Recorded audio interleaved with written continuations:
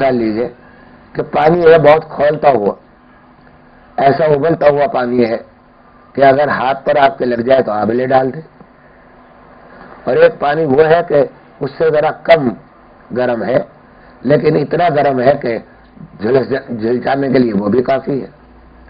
تو آپ اپنے کسی مہمان کا ہاتھ اس کم پانی سے بھی نہیں دھلوانا چاہیں گے، اور اگر دھلوائیں گے تو وہ نہ صرف یہ کہ وہ اس کی ناراضگی ہوگی اور آپ کو کی شکایت کرے گا۔ تو بالکل یہی حال غفلت کا بھی ہے کہ ہم الحمدللہ اس غفلت سے تو اللہ نے نجات دے رکھی ہے جو کفار کو حاصل ہے کہ آخرت کا تصور تک نہیں کرتے، اسی دنیا کو اپنا سارا اور آخرت کا سارا انجام یہی سمجھتے ہیں کہ بس یہی دنیا ہے۔ لیکن اس غفلت میں اب بھی مبتلا ہے، ہم سب مبتلا ہے، جو گرم پانی جو کم گرم پانی ہے اس کو استعمال ہم کر نہیں سکتے، وہ غفلت کا درجہ ہمارے اندر موجود ہے۔ اس لیے یہاں پچھلی ایک محفل میں جو وہاں گلستان جوہر میں ہوتی ہے، اس میں نے جو آیت تلاوت کی تھی وہ قد افلح من تزکا وذکر اسم ربہ فصلی، اس پر بیان ہوا تھا۔ اس سے آگے کی آیت جو ہے یہ ہے بل تؤثرون الحیات الدنیا والآخرۃ خیر وابقی۔ تو اصل میں تو یہ بیان کرنا تھا، لیکن یہ آیت جو میں نے کفار کی پڑھی اس کے اندر بس اتنا نقطہ بیان کرنا تھا کہ ہم غفلت میں مبتلا ہے، اس کی ہمیں احساس نہیں ہوتا۔ میں یہاں یہ فرق میں بتا چکا کہ یہاں غائب کے صیغے میں کفار سے کی مذمت ہے، اور وہاں مسلمانوں کو حاضر کے صیغے میں فرمایا جا رہا ہے بل تؤثرون الحیات الدنیا، کہ خطاب کر کے فرمایا جا رہا ہے۔ بڑی شفقت کا لہجہ ہے، وہاں مذمت کا لہجہ ہے، بہت سخت لہجہ ہے، اور یہاں بہت شفقت کا لہجہ ہے کہ تم لوگ کیا ہو گیا تمہیں کہ تمہارے دل میں ایمان بھی ہے، تم اپنے رسول پر ایمان بھی رکھتے ہو، لیکن پھر بھی دنیا کو ترجیح دے رہے ہو، حالانکہ ہم تمہیں بتا رہے ہیں کہ خیر جو ہے اور آخرت جو ہے وہ کہیں دنیا سے ہزار لاکھوں درجہ بہتر ہے، اور باقی رہنے والی یہ دنیا تو عارضی ہے، تمہاری یہاں کی تکلیفیں بھی عارضی۔ ہم جو دنیا کو ترجیح دیتے ہیں اور آخرت سے غفلت کا معاملہ کرتے ہیں اس کی کئی وجہ ہیں۔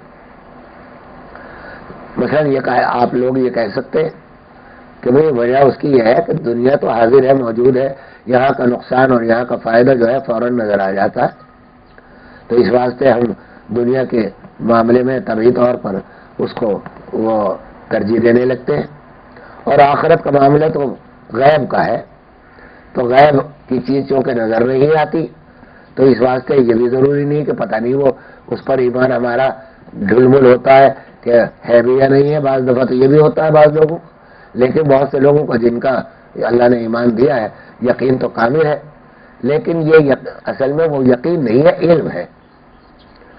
یعنی ہم جانتے تو ہیں کہ مرنے کے بعد زندہ ہوں گے، اللہ کے دربار میں کھڑا ہونا ہوگا، آخرت میں اپنے اعمال کا حساب دینا ہوگا، یہ ہمیں علم ہے، لیکن جاننا اور چیز ہے اور ماننا اور چیز۔ مانتے نہیں ہیں، اگر مان لیں کسی چیز کو، یہ معلوم ہو جائے کہ ہاں یہ کل کو ہمارے سامنے یہ واقعہ پیش آنے والا ہے اور اس پر یقین بھی ہو جائے تو پھر یقیناً غفلت دور ہوگی، غفلت کا درجے یہ ختم ہوں گے۔ میں اپنا ایک واقعہ بیان کروں۔ میرے پاس ایک 1000 کا نوٹ آیا، پھٹا ہوا تھا، بوسیدہ تھا،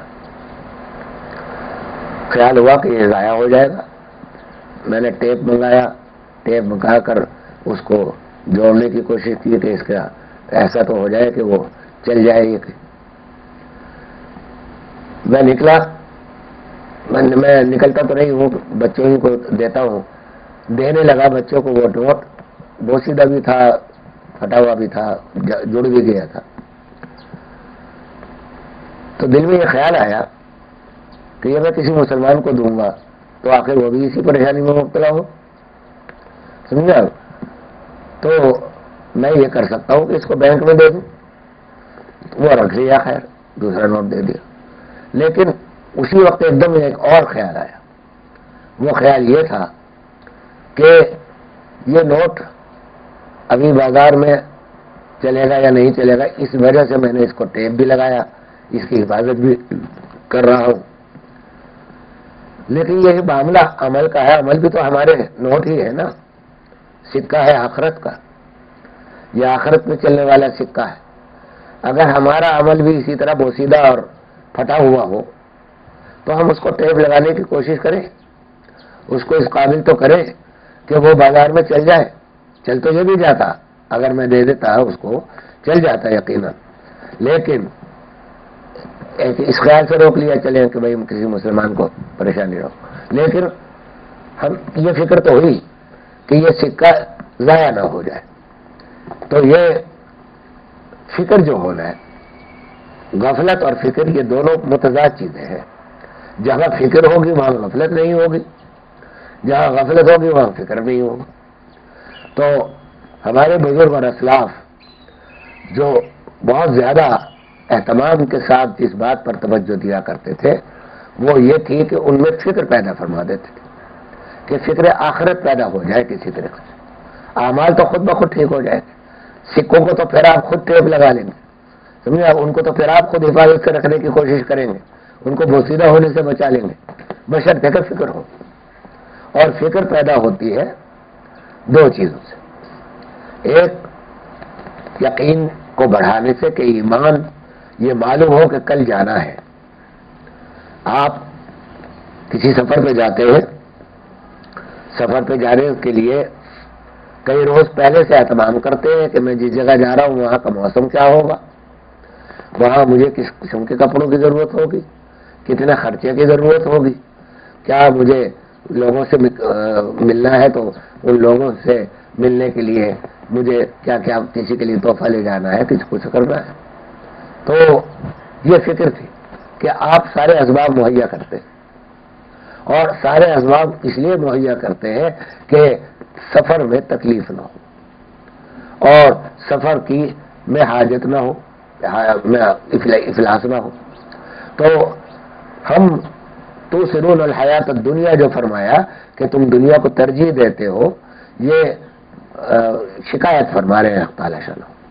جیسے کوئی شفیق باپ اپنے بیٹے سے کہا کرتے ہیں کہ بیٹا تم یہ جو کام کر رہے ہو یہ ترجیح کے قابل نہیں ہے، اس سے زیادہ ضروری کام فلاں ہے اور اس میں تمہارا زیادہ فائدہ ہے. آخرت کے لیے فرما رہے ہیں کہ آخرت جو ہے وہ تمہارے لیے حق میں زیادہ بہتر بھی ہے اور زیادہ باقی رہنے والی بھی ہے. تو بے فکری اصل جو ہے وہ اصل جڑ ہے ہمارے تمام بنیادی ہے یعنی برائی اس کی. اس بے فکری کو دور کرنے کی ضرورت ہے. آج ہم جس دنیا میں جی رہے ہیں وہ اس دنیا میں آج تسلط ہو رہا ہے ہر طرف. کفار باوجود اپنے درمیان بے انتہا اختلافات کے، یعنی عیسائیت میں مسلمانوں کو تو لوگ تانا دیتے ہیں کہ 72 فرقے ہیں،